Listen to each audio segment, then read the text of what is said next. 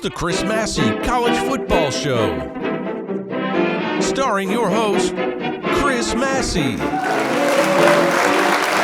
Hey everybody, I'm Chris Massey and welcome to the Chris Massey College Football Show. We're coming to you live tonight from our Chisel Multimedia Studios here in Smyrna, Georgia. And as always, I'm joined by my very capable and talented engineer, Mr. Matt Roberts. Matt, how you doing today? Doing well. You ready to kick this thing off? We're ready. All right, very good. Well, if you're a college football fan like me, this is an exciting time of the year. We're just getting ready to kick off the 2021 college football season. Now, let me tell you a little bit about the show we have here. We're going to be coming to you the last Tuesday every month, and we're going to be talking about all things college football here. You can find the show on YouTube or on my Facebook page. We're going to be talking every week about the top 10. The Heisman race. We're going to be talking about things like the NIL, the expanded playoff, the transfer portal, coaches on the hot seat, anything that makes up a college football season, we're going to be talking about it right here on the Chris Massey College Football Show. Now, I know some of you are probably asking yourself, how come you're only on once a month? Well, I'll tell you why. We ain't got no sponsors, that's why. Man, how's that sponsor thing coming? We're working on it. Well, what about Dinky Donuts? I thought that was a done deal. They pulled out. You're telling me that we can't get stinking Dinky Donuts in here to pay $350 a month for a commercial? Is that what you're telling me? I believe so. Well, what can you say? I guess that's what happens when you only got 50 people watching. 50. All right, 46. Okay, when we come back, we're going to take a look at the top 10 and the big games in September. We'll be right back. Officials are known to stop the play and are supposed to, but actually refuse to. So you got to see it again anyway, thanks to replay, of course. Bo Jackson. Eric Floyd, Ron Middleton setting it up, but then it's just Bo Jackson fighting his way into the end zone. Good leg drive and running with power. See it again, Steve Wilson, 75 and 63. Eric Floyd, Ron Middleton, number 87. Good blocking downfield by Freddie Wagan. Deion Sanders there in time, but can't drag down the powerful Auburn run. All right, you were just watching a clip from 1985. That was Bo Jackson running for a touchdown against the Florida State Seminoles. Now, some of you don't know, but that number 2, the defensive back for Florida State that was getting stiff-armed to the ground there, is none other than Deion Sanders.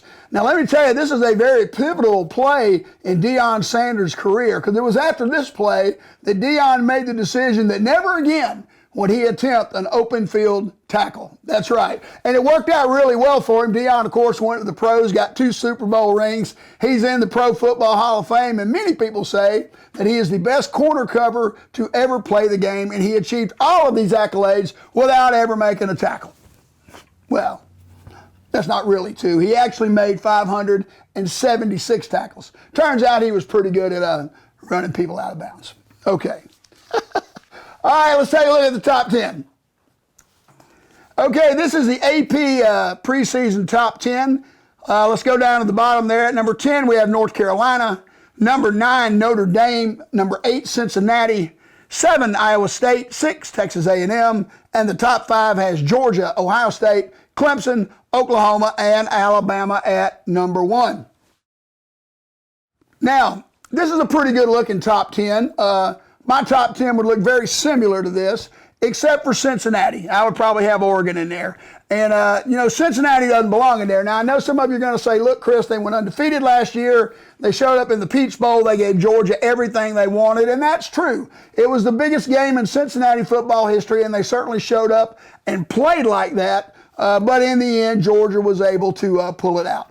And here's why they shouldn't be in there. I mean, look, every team in the top 10, with the exception of Cincinnati, plays 9 or 10 Power 5 teams and 2 or 3 Group of 5 teams. Cincinnati plays 2 Power 5 teams and 10 Group of 5 teams. And in my book, that disqualifies them from being in the top 10. Not just at the beginning of the season, but at any time during the season. They just don't deserve to be in there. Now, a lot of you are saying, look, they play their schedule, they win, they should get in.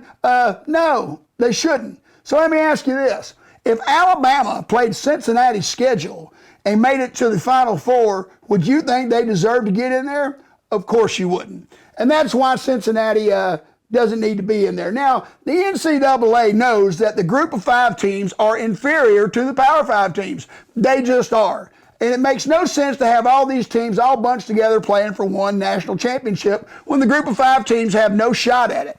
The best thing that could happen for college football, in my opinion, is for the group of 5 to break off, have their own league, have their own polls, have their own playoffs, have their own bowl games, have their own trophy for the best player in their league at the end of the year, because nobody from any of these schools is winning the Heisman Trophy either.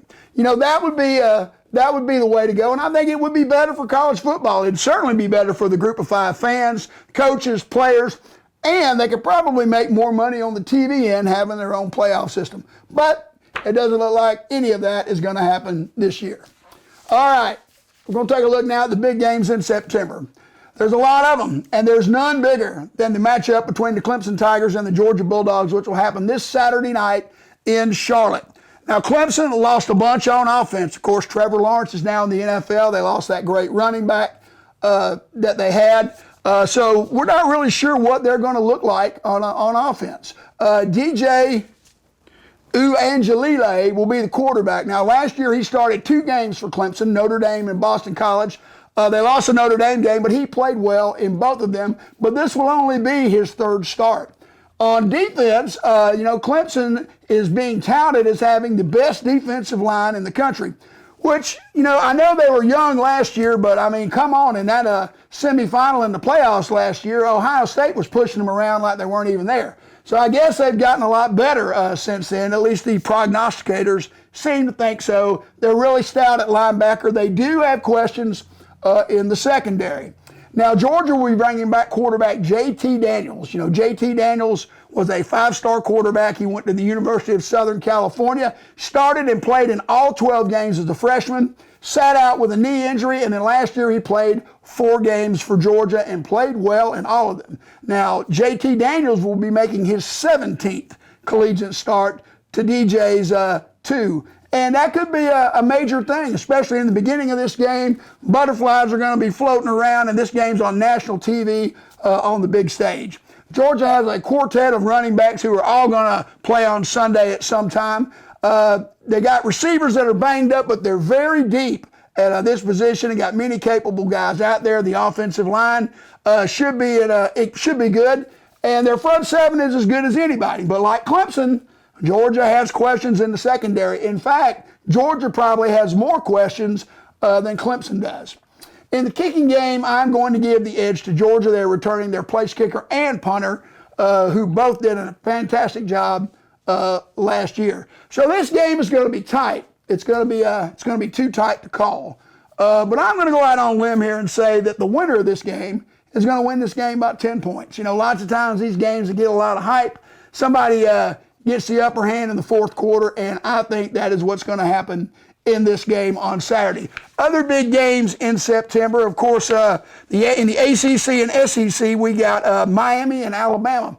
Now, this is being called a big game. I'm here to tell you it's not. Alabama is favored by 18 points, and if you're a betting man, this is the game that I would take. I think Alabama wins this game easily by 3 touchdowns and maybe more. Later in the month, Alabama will travel to Florida and play the Gators. North Carolina State will be playing Virginia Tech the first weekend of the season, and Notre Dame will be at Florida State on September 15th. In the Big 12, you've got Iowa and Iowa State on September 11th, Oklahoma State and Boise State on September 18th. The Big 10 and Pac-12 have a couple of big matchups in September. Oregon will be at Ohio State on September 11th. Washington will play Michigan. Later, Ohio State will play Minnesota, and that game is actually in 2 days on Thursday night, and BYU will be at Utah. Okay, so those are the big games we have here in September. When we come back, let's take a look at the Heisman race and coaches that are on the hot seat. This will be his first attempt this year from over 50 yards. He's 3 of 3 tonight, but those were all inside of 40. From the left hash. 56-yarder, just like last week against Pittsburgh. Kick is blocked! Georgia Tech blocks it! The Jackets pick it up back at the 25, and Austin is returning it down the left sideline. Past the 50, past the 30, inside the 20, inside the 20, and he scores! He scores!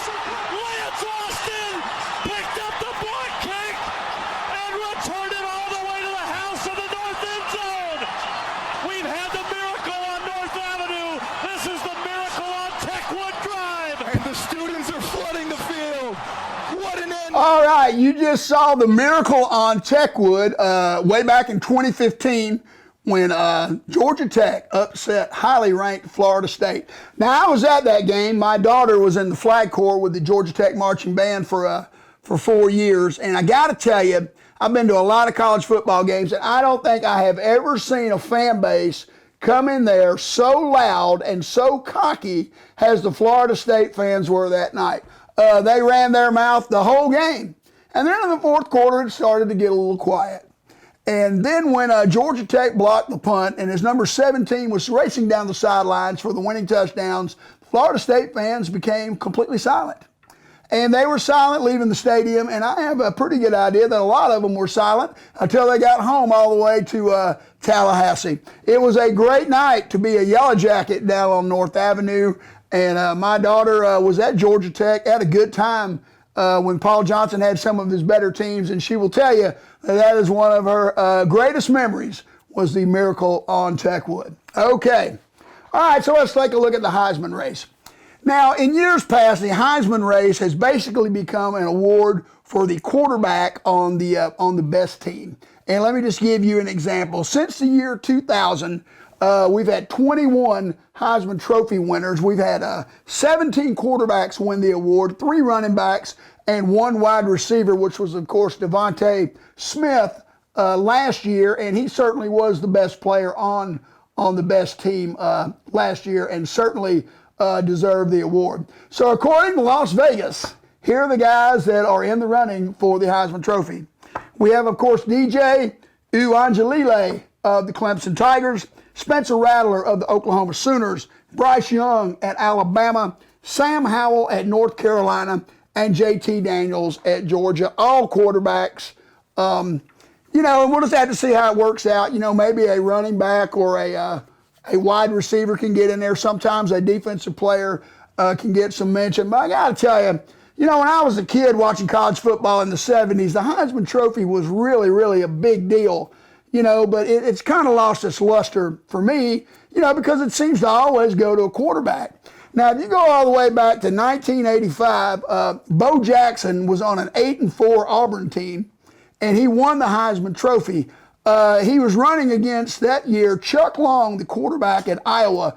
Now, of course, Iowa went 10-1 and went to the Rose Bowl that year and were ranked in the top 10 just about all year. Now, anybody with half a brain knows that Bo Jackson was 5 times the football player that Chuck Long ever dreamed about being. But because he was a quarterback and because he was on a great team, it was one of the closest Heisman races in the history of the trophy, and it shouldn't have been. I mean, come on, man. Bo Jackson's one of the greatest college football players of all time. You'll never see Chuck Long even close to that list, and he should have won the award running away, and he did not. Another thing that's always baffled me is why is it that the Heisman winner, especially quarterbacks, do not do well in the NFL? Well, some would say, because they're a high draft pick and they go to a bad team, and I guess you could say that as one of the reasons. But it's uncanny, how bad they've done. So let's do a little trivia here. How many quarterbacks have won the Heisman Trophy and won the Super Bowl? Well, the answer is 2. And we've had 56 Super Bowls, I believe. You have to go all the way back to 1963 when Roger the Dodger Staubach won the award at the Naval Academy. And then, of course, he led the Dallas Cowboys to 2 Super Bowls in the 70s. And Jim Plunkett, who won the award in 1970 for Stanford and went on to lead the Raiders to 2 world championships there in the 1980s. All right, so here's another question. Has there ever been a quarterback to win the Heisman Trophy, the national championship, and the Super Bowl? And the answer to this question is no. No one ever has. Cam Newton came the closest. He won the Heisman Trophy at Auburn and the national championship. And when Carolina played Denver in the Super Bowl years back, he had a chance to complete the trifecta, and it didn't work out. And here's just another side note. Has there ever been a college quarterback to win the national championship and the Super Bowl? And yes, it has happened one time. Joe Montana led Notre Dame over Texas and Earl Campbell in the Cotton Bowl. And of course, we all know that Joe went on to win 4 Super Bowls with the San Francisco 49ers. So here's the thing. If you want to get a quarterback and you want to win the Super Bowl, don't win the Heisman Trophy. All right. Every year in college football, there are coaches that come into the year on the hot seat, and this year is no different. So we're just going to take a look at a few of them here. We have Clay Helton at the University of Southern California, Justin Fuente at Virginia Tech, Matt Wells at Texas Tech, Herb Edwards at Arizona State, and Scott Frost at Nebraska. And these schools are under some NCAA investigations, which is adding to this. Of course, last Saturday, Scott Frost lost to Illinois for the second year in a row. So, without the investigations, he may be going out the door. But without a doubt, the number one coach who is on the hot seat this year is Jim Harbaugh at the University of Michigan. Now, Jim Harbaugh is entering his 7th season. He has a 49-22 record. But he is 0-5 against Ohio State. And since they're in the division with Ohio State, that means he is yet to make it to the Big Ten championship game. So what has Harbaugh got to do to keep his job? Well, he's got to go into that Ohio State game undefeated or with one loss. And really needs to get to the Big Ten championship, in my opinion. But another loss to Ohio State, another year they don't appear in the Big Ten championship, and the people up in Go Blue Country may be looking to find them another coach. Okay, so that's what we got going into the year. Of course, there'll be other guys that are going to pop up, and some of these guys on this list, of course, will be able to save their job. All right, when we come back, we're going to take a look at the hot topic for September. We'll be right back. I know as unfair as that term has been in the way it's been applied to Clemson, the whole Clemsoning thing and losing games you're not supposed to, how does this team kind of approach that differently in your mind? Is it a matter of, like you said, that you're focused one game at a time, or is it a matter that they don't even think about it anymore? Well, I think it's ridiculous that you're even asking me that question. That you even say the word. I mean, I'm serious. I'm sick of it. I don't even know why we even bring up the dadgum word. How about some of these other teams out there that lose to unranked opponents all the time? That's our 33rd win versus unranked opponent. We ain't lost to anybody unranked since 2011, but I have to come to a press conference in 2015 and get asked that. And that's all media bull crap. I can tell you how they feel about it. They don't like it. It's a lack of respect. It's not doing your homework and paying attention to what reality is. Should not be asked that question. Period. That's how we feel about it. This football team right here has earned the respect. Ain't nobody giving us anything. Not 1 ounce of anything. They've earned everything they got. And when I have to turn on the TV and people bring up that word and they try to casually throw the word out there like you do, but it's still the word. It shouldn't even be in the conversation. That's how they feel about it. That's how I feel about it. I apologize. I was not trying to be offensive in saying that. Well, same thing today. Rhetoric on TV today. Same old bull crap. People need to get some more adjectives. This football team is shown up. What else they got to do? We've beaten Ohio State, Notre Dame, LSU, Oklahoma, Georgia, Auburn. We've beaten 33 unranked opponents in a row. We're 7-3 versus top 10 teams. People need to quit talking about that. It's like people are trying to push their own agenda out there. And I can't believe I got to come into here with a 5-0 football team that just had a great win and have to be talked about Clemsoning.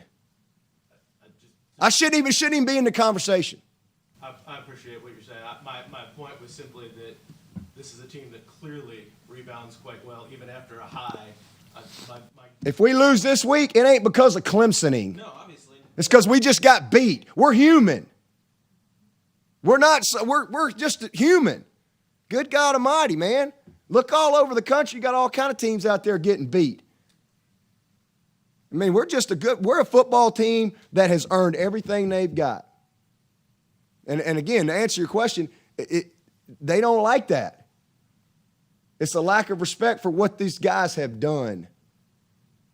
This program doesn't take a backseat to anybody. We're not better than anybody. We can lose Boston College. That's the biggest game of the year, and they're dang capable of beating us. Had a great chance to beat us last year. We were fortunate as heck to win that game, but we won it. And if they beat us, it ain't because we had some bad whatever. It's because they just beat us. That's football. It's like everybody's sitting around waiting on us to lose a game so they can say, oh, well, there you go again. No, that's bull crap. Next question.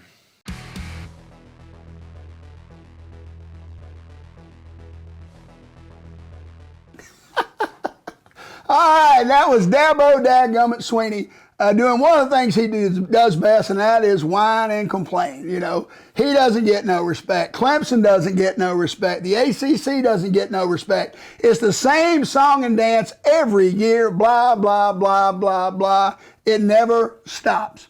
Well, let me tell you something, Coach. Here's one of the reasons why you might not be getting the respect that you desire, and that is this. There are 64 Power 5 teams and 7 independents. That is 71 teams. And Clemson's schedule going into this year ranks at number 70. Number 70. So, you know, that might be one of the reasons that you're not getting the respect that you want, you know. Now, I'd like to tell you that that's the last time Clemson fans were going to pick on Dabo Sweeney, but I can assure you that it's not. You know, one of my other favorite things the coach always does is how if Clemson is the first to do something, he's always the first one to tell you about it. You know, we're the first team to ever win a game in the state of Florida with the wind blowing in 25 miles an hour from the east and the temperature was above 81 degrees. Oh, well, he just makes it too easy. All right. There is no sport in America that has more tradition than college football. Its origins can be traced all the way back to the late 19th century with the formation of conferences like the SEC, the ACC, the Big Ten, the Big Eight, the Southwest Conference, and the Pac-10. Now, over the years, there have been some changes. The Southwestern Conference fell to the wayside. Those teams joined other conferences, and we've had teams jump around from here and there. But nothing has ever happened like what we're about to see happen now. Oklahoma and Texas are going to leave the Big 12 and join the SEC. And by doing so, they're going to destroy one conference and make the best conference in college football even better. Now, let's be honest here. The SEC does not need Texas and Oklahoma. They just don't. But the company that owns the TV rights to the SEC, ESPN, they need the SEC to need Oklahoma and Texas. Why? Money. That's it. I mean, and that's what happens to tradition. Sooner or later, somebody comes along with an idea to make more money and tradition falls by the wayside. Now, do you really think that Texas and Oklahoma want to join a more competitive conference where it's going to increase their chances of not making the college football playoff? Not really. But the money's too great and they can't turn it down. Now, some people will tell you this has been in the works for a long time. Years and years ago, I had a very prominent Georgia booster tell me that the SEC didn't want Texas A&M and Missouri. They wanted Oklahoma and Texas. But the only way to get them was to bring those two teams in and let them see how much money they're making, and sooner or later they would jump ship. And when the SEC signed the deal with ESPN, well, that pretty much sealed the deal. And now, looks like it's going to happen. Now, one of the biggest arguments that goes on in this country every year during football season is which is better, the NFL or college football. Now, down here in the South, we'll tell you in a New York minute that college football is king. But up in the Northeast, some places in the Midwest, and a lot of places out on the West Coast, they'll tell you that the NFL is a more superior product. But one thing is for sure, and that is that pro football and college football are different. Now, besides the fact that one's played on Sunday and one's played on Saturday, college football, they play less games. It's played by student athletes that don't get paid. They have marching bands at halftime. There's no 2-minute warning. They stop the clock when you get a first down. You only have to have 1 foot in bounds to make a reception. And if you act like an idiot in the end zone when you score a touchdown, you know, you're going to get a penalty. And for decades, college football operated under a bowl system, which allowed sports writers and coaches to pick the national champion. And it always caused some type of controversy. But now things have changed. College football has got a playoff. And for the first time in college football history this year, college football players can get paid for being college football players. And this thing with Oklahoma and Texas, it's just the beginning. The Big Ten, the ACC, and the Pac-10 are already talking about joining forces. And there's been one sports writer out there that said what college football needs is a 32-team super conference with its own championship. So let's see what we got here. We got playoffs. We got players getting paid. We got a 32-game league with their own championship. You know what that is? It's the NFL. And that is exactly where college football is headed. And there's no tradition out there that's big enough to stop it. All right, thanks for tuning in. We'll be back at the end of September to look at the September games and the games coming up in October. And remember, kids, you can try this at home because I am not a professional. We'll see you next time.